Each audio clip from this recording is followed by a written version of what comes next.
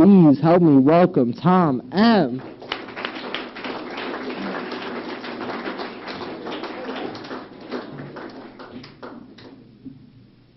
How's everybody doing tonight? Good, good. My name's Tom, and I'm an alcoholic. My sobriety date is December the 9th, 1983. I've got a home group. I've got a sponsor. And I make a commitment to service in the rooms of Alcoholics Anonymous. How long am I supposed to talk? 30 minutes. 4 hours. Well, because I'll tell you, I'll be honest with you, I'll be honest with you, I had a friend who went to work for the sheriff, and, he'd been a bank robber till he got sober. And after he did his prison time, and then he went to school and he became a counselor, like so many sober alcoholics do. And he went to work for the sheriff of Palm Beach County, Florida. And that's where I just came from 2 months ago. And I'm here now. And he said to me, he goes, I got this group in the stockade, and you spent a lot of time in this stockade, so why don't you come out, and speak for me? So I said, okay. And I went out and got in after we got through the bars and everything. And I said, well, how long do you want me to talk? And he said, these guys ain't going nowhere. And after 2 hours, he says, I think that's enough now. So my problem is not talking. My problem is shutting up. So you make sure you let me know when you want me to, give me a signal or something, And I'm not going to get into a big, long drunkalogue, which I can do, but I think everybody knows how to do that, I don't think you'd be in this room if you didn't know how to do that. And that's one thing we all got. We all got a story, and my story is pretty much, I can't ever remember a time in my life when I wasn't restless, irritable, and discontented. For as far back as I can remember, as far back, all the way back to, let's say, about 4 years old, I always felt like something was wrong. I never wanted to be who I was or where I was or doing what I was doing. I always wanted to be somebody else, be someplace else, doing something else. And I was a dreamer, I grew up in the cornfields in Illinois in the 50s. I'll be 65 in 6 weeks. And I used to lay in my bed at night, look out the window at the cornfield, and, in the 50s, those old black and white UFO movies, we had a lot of UFO sightings, And I used to sit there and imagine how a flying saucer was going to land out there in the cornfield, and they were going to pick me up and take me to the planet where I belong, where I would probably be made the king. Because that's what I should be. I should be the king. I never seemed to fit in. I wasn't, the best at sports. If I struck out at baseball, I might throw the bat at you, especially if you smiled. I definitely would do something like that. I was always scrapping all the time with other kids. Had a bad temper, so it was a poor sport, And I wasn't the best at book work. I spent a lot of time staring out the window. I'm Irish Catholic, so I grew up in the Catholic schools. The nuns started on me in the 2nd grade. I had a nun that used to grab me by my ears and shake my head violently. By the time I finished up the 12th grade with the Christian Brothers, they're using their knuckles on us. So, I wasn't crazy for the clergy. And, I never seemed to fit in until I found a certain group of guys who like to steal and like to wreck things and like to do vandalism and ganged up together. And the first gang that I was in the 5th grade.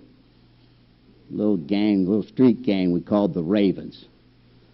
In those days, you were either a surfer or a greaser. Those were the two kinds of gangs, you know. Greasers by hair, brother, okay? By hair. Not by nationality, but by hair.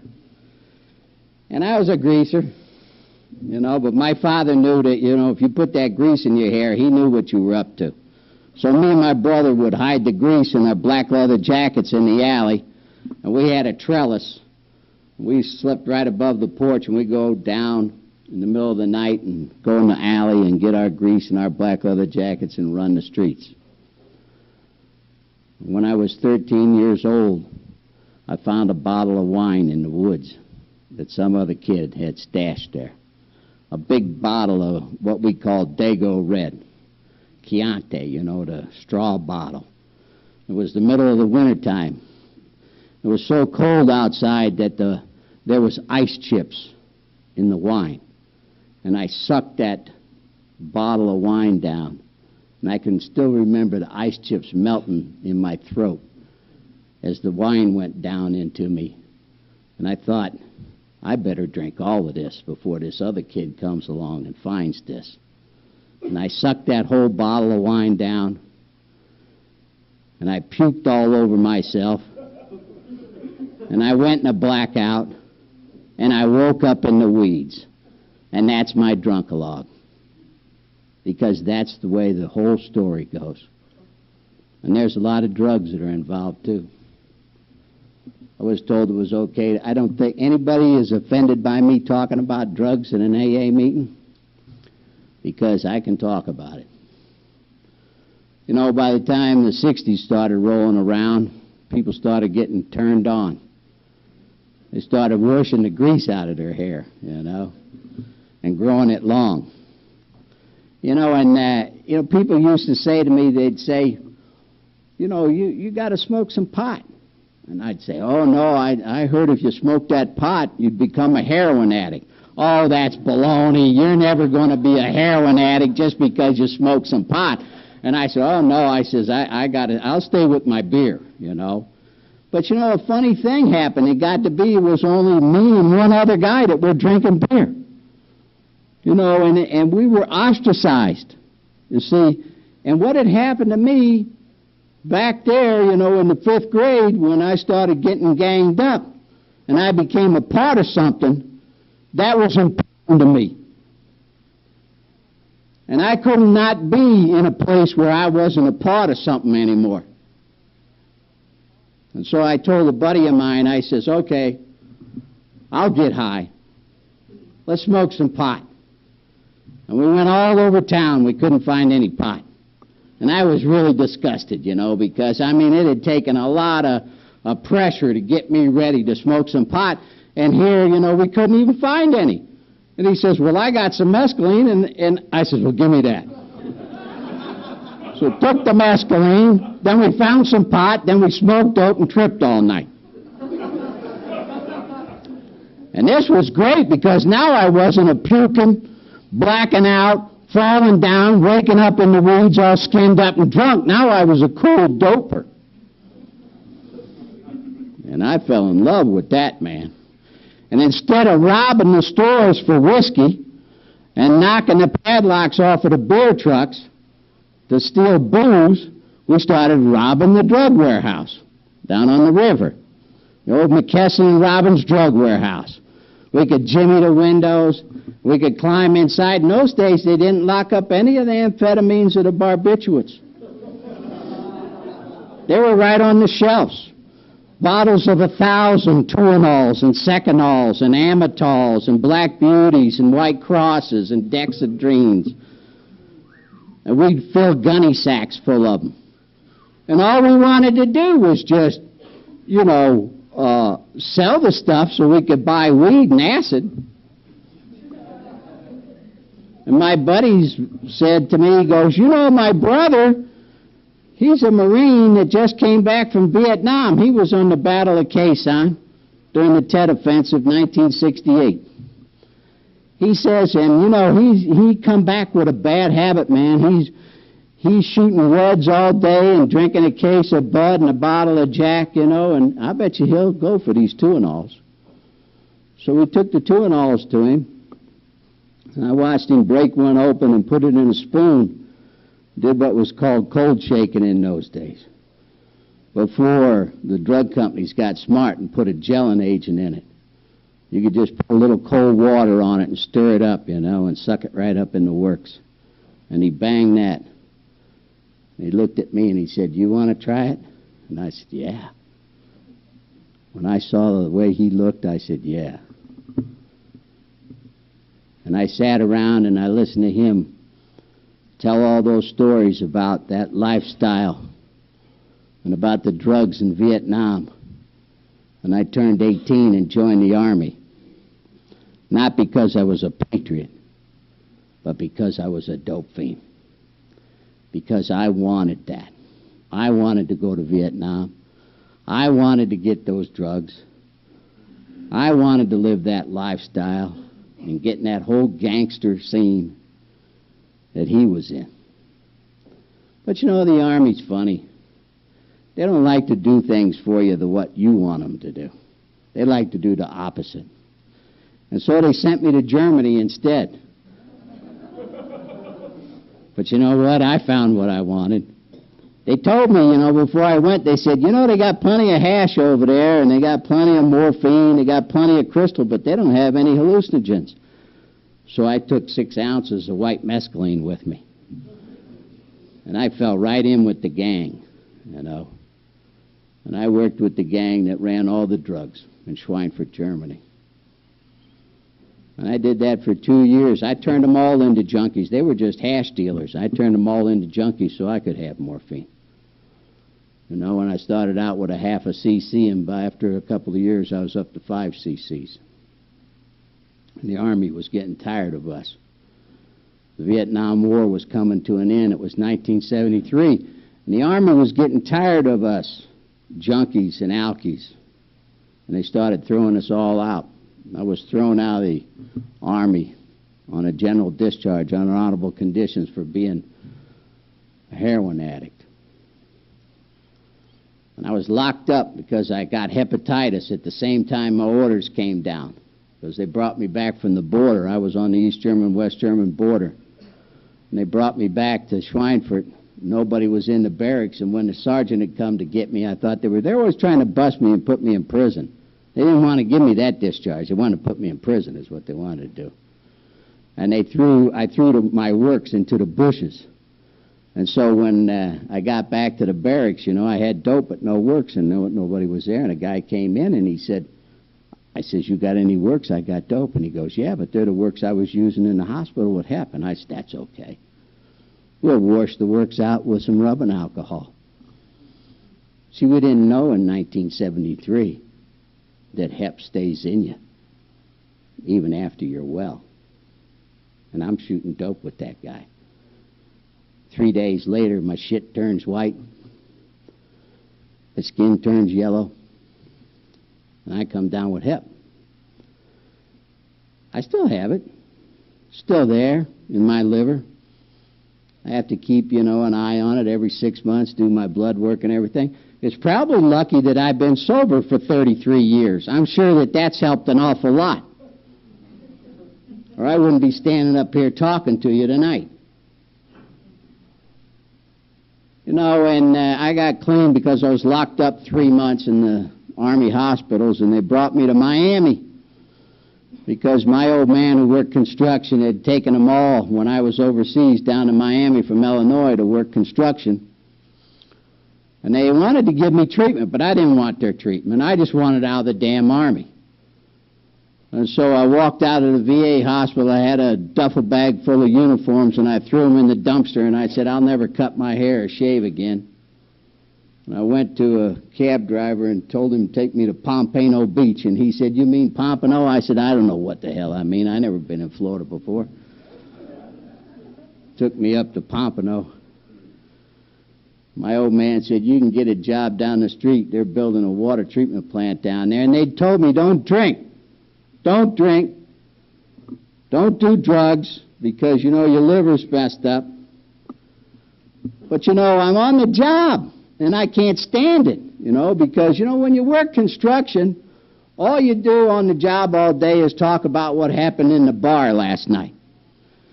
And then when you get in the bar, all you do is talk about what happened on the job all day. That's pretty much the cycle of a drinking construction worker, And I didn't have nothing to talk about, and I was lonely. And I needed to belong somewhere, and I needed some companionship, so I started drinking.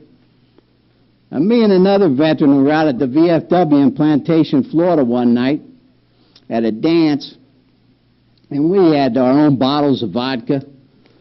And we got drunk as hell, and we got in a fight with each other. Because that's what I usually do, if you drink with me, sooner or later, I'm going to think you looked at me funny. And I'm going to smack you or hit you over the head with something. I'm a nice guy, real nice guy when I'm drinking. And, the last I remember, we were rolling around on the ground outside the club, beating the hell out of each other. And then when I came out of the blackout, my face was killing me. It was kind of dark, and I was in a hospital room on a gurney. And I looked at my clothes were laying on a chair there. And the only thought that went through my mind was, I need to get out of here. I need to leave here and get out. I got up, and there was a sink and a mirror there, and I looked at my face in the mirror, and my nose was smashed flat, split wide open, and my face was all black and blue. Put my clothes on, and I tried to sneak out of the hospital, but before I could get out, the nurses caught me. They said, where are you going? I said, I'm leaving. I don't got any money to pay you people. I'm getting out of here. And they said, oh, well, you can't go anywhere. What do you mean I can't go anywhere? You can't go anywhere. The state police are here. They want to see you. And I said, see me? For what? Did you ever get that look from people before when you say something like that to them? Like they can't understand what in the hell is wrong with you? You mean you don't know? Know what? You don't know that you hit a carload of kids out at Sample Road and Power Line in them days? That's all populated now, but that was tomato fields in them days. Dirt roads. I says, I don't even have a car. They said, you were driving your buddy's pickup. I said, where's he? And they said, well, he went through the windshield. His whole right eyebrow was cut off down to the bone. We sewed that together, and sent him home. And you broke the steering wheel with your face. That's what happened to you. But you see, the big problem is that there was a bunch of kids in that car that are going to need plastic surgery. You messed them up bad. And I was going to school on the GI Bill because there'd been a big recession. And there wasn't any construction jobs. So I was going to school to get $300 a month, from my GI Bill, mostly so I could stay drunk and party on. And there was a Korean War veteran, that used to sit next to me in school. And he saw my face, and he asked me what happened, and he asked me, did I want to have coffee with him after the meeting, or after the class? And I said, yeah. He's going to buy me coffee. We went to McDonald's, and he asked me what happened, and he started talking to me about alcoholism.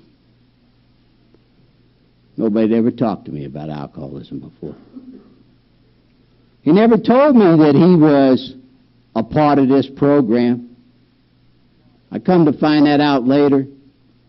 He was my first sponsor. It was a guy named Kenny. It was 1973. And on the bus riding home that day, I'm thinking to myself, why do I have all these problems? Why can't I straighten my life out? Why does crap happen to me all the time? Because, you know, a whole lot of crap had been happening to me for ever since I first picked up that bottle of wine in the woods. And this little thought came into my head like a whisper, and it wasn't like in my voice, said, "You're an alcoholic like that man's talking about." And I said, "Yeah, that's what I am." And I went home and I got the phone book out. We used to have phone books in those days, you know. Opened to the first page, and I found AA real easy, you know. AA is right there. Intergroup. And I called up, and it just so happened there was a meeting right down the street that night from my house. And I went down there, and I had hair down here, and I had a beard like this. And I was 21 years old, and I'm standing in the bushes, and it's in a Catholic church. I ain't too happy about that. And I'm watching all these nice middle-aged people, well-dressed, going into the back of this church. And I'm thinking to myself, what in the hell am I doing here? These people don't look nothing like me. I'm too young to be here. I ain't like these people. And then the greeter saw me. You know, and he knew I was fresh meat. And he grabbed me. He said, "Come on inside here," you know, and he introduced me to all these nice older people, and they all started talking to me. You know, and that was nice that they were acting like they liked me. And, you know, and I wasn't used to people liking me. You know, I was the kind of guy that if you took me to the bar where you drank, your bartender would tell you, "Don't bother coming back if you're going to bring that son of a bitch with you." Because I'm loud, I'm arrogant, I'm obnoxious, and I'm a pain in the ass. And I'm going to start some shit sooner or later. Because I'm 5'7", and you put some whiskey in me, and all of a sudden I turn into 7'5". That's right. So I thought, this is nice, you know. But, you know, I got this idea in the back of my head. I thought, you know what? I got a lot of charges against me. And it would probably be a good idea if I had some place to hang around. So it would be good to hang around here. Especially when I have to get in front of the judge. So I hung around. The people would talk about these steps, you know, and I looked at them and I said, "Yeah, I got a problem with alcohol. Okay. I don't drink no alcohol. I don't have no problem. Case closed. I had a problem shooting dope. I don't shoot dope. I don't have no problem." You know, there wasn't no Narcotics Anonymous in those days in Florida. There was no place else for a dope fiend like me to go except to Alcoholics Anonymous.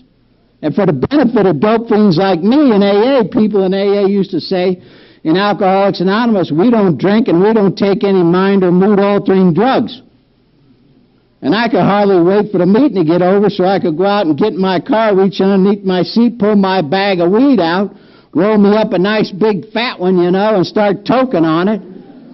And I'd tell myself, this doesn't alter my mind or my mood, it enhances it.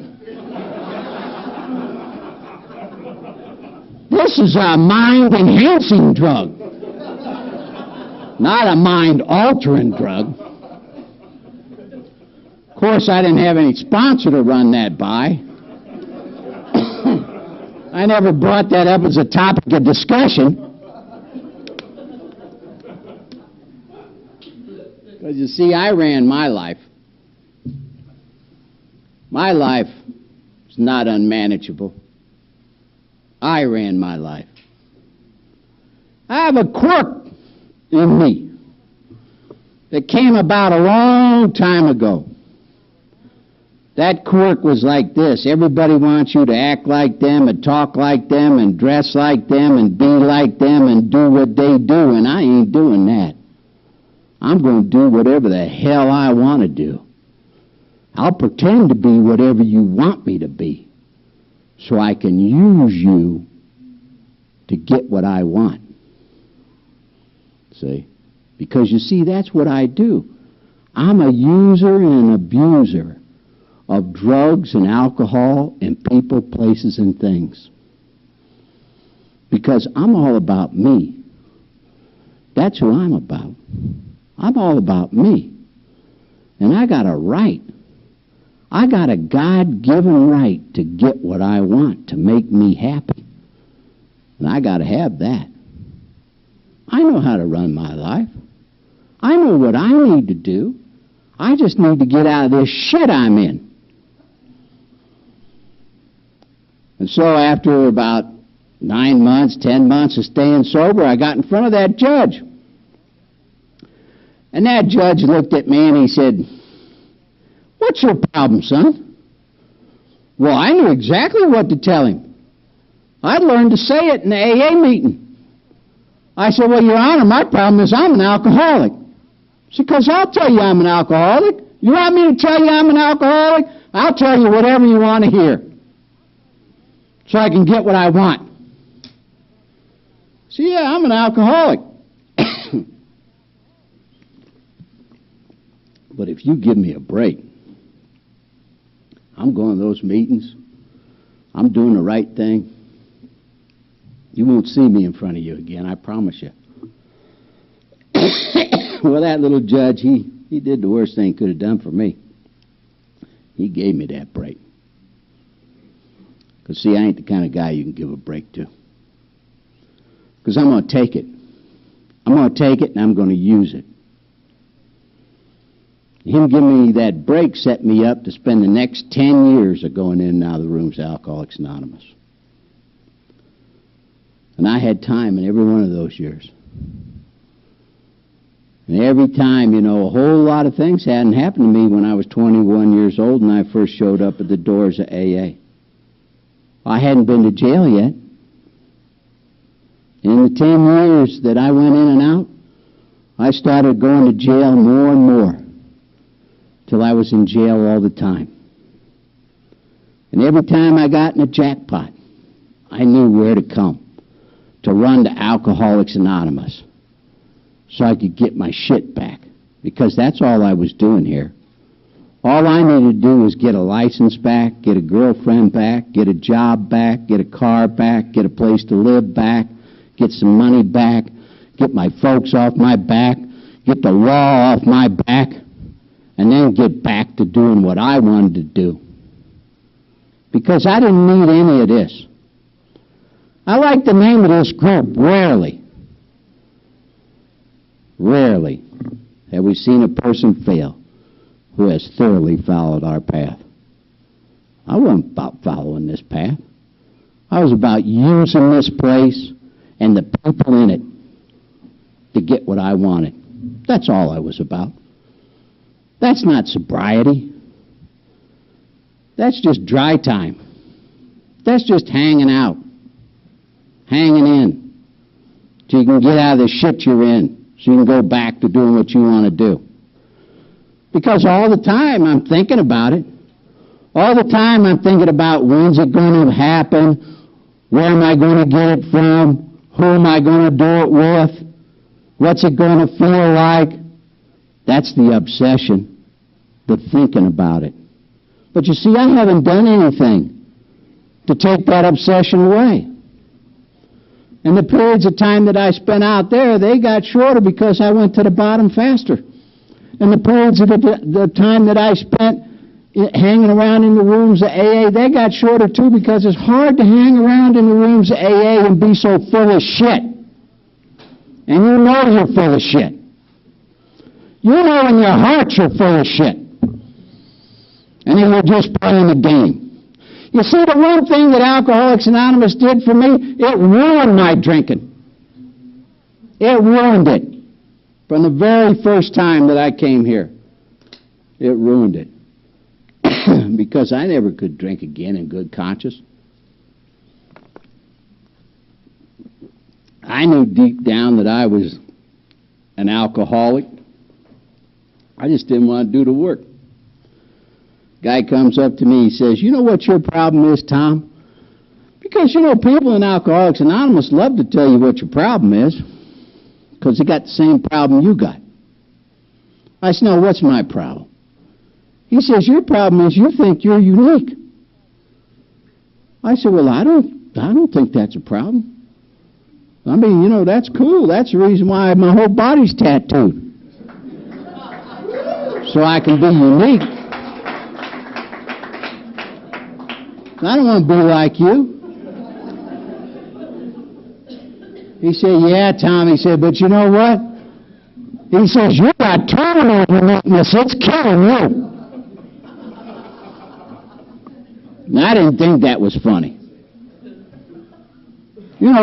AA tell you stuff all the time you don't think is funny. It pisses you off.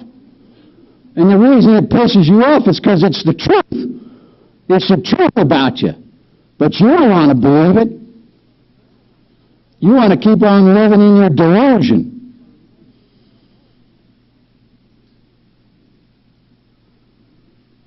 Denial. And I ain't talking about a river in Egypt. I'm talking about a disease. A disease that centers in my mind. And it's a talking disease. It talks to me. You know what it tells me? It tells me I know how to run my life.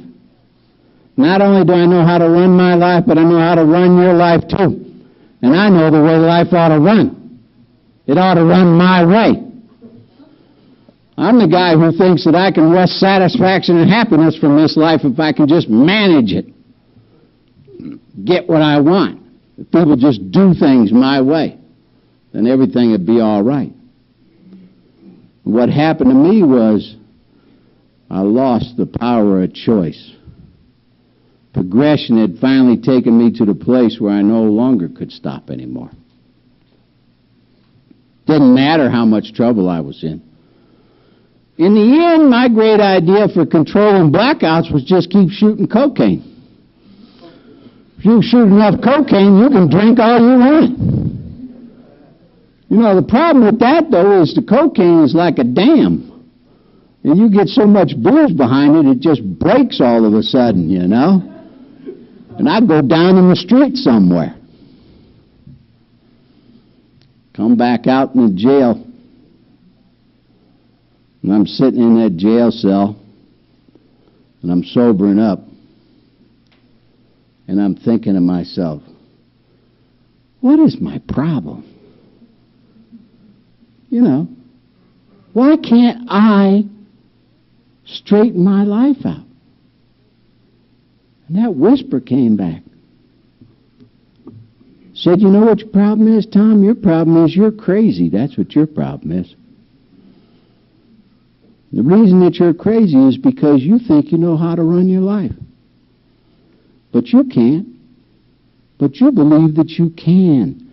And that's why you're insane. And I said, yeah.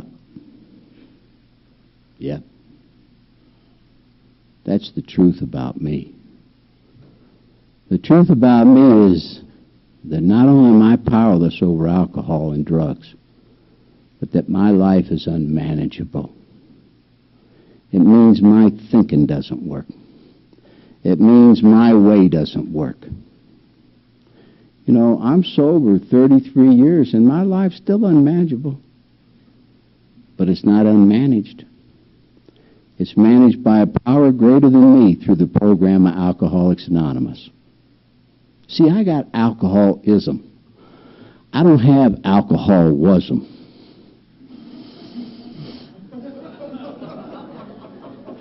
It ain't never a wasm. It ain't going nowhere. I woke up this morning with untreated alcoholism. And I have to treat my alcoholism every day. I once heard a guy say in a meeting, I never want to be a guy with too many years and not enough days. Because that's what this is about. For this alcoholic, this is about the day that I'm in. Because I always had one foot in yesterday and one foot in tomorrow, and I was pissing all over the day. I didn't know how to live in the day that I was in. My mind was always someplace else, wanting to be somebody else, doing something else, not wanting to be me. Today, I love me. I know who I am. I've known who I was for a long time now. I was a man who wasn't capable of love. Alcoholics Anonymous taught me that. An old man put my hand in God's hand. He said to me one time, he said, "You know what, Tom?" He says, "You think you're a tough guy, don't you?" I said, "I can handle myself." He said, "Well, I'll tell you who a tough guy was. Jesus Christ was a tough guy. He'd take whatever you threw at him and loved you anyway. Are you that tough? Are you tough enough to be like that? To love him anyway?" He taught us, he said, "You know, Alcoholics Anonymous, what's Alcoholics Anonymous all about? Alcoholics Anonymous is all about people. What are people all about? People are all about God. And what's God all about? God's all about love." Thanks for letting me share tonight.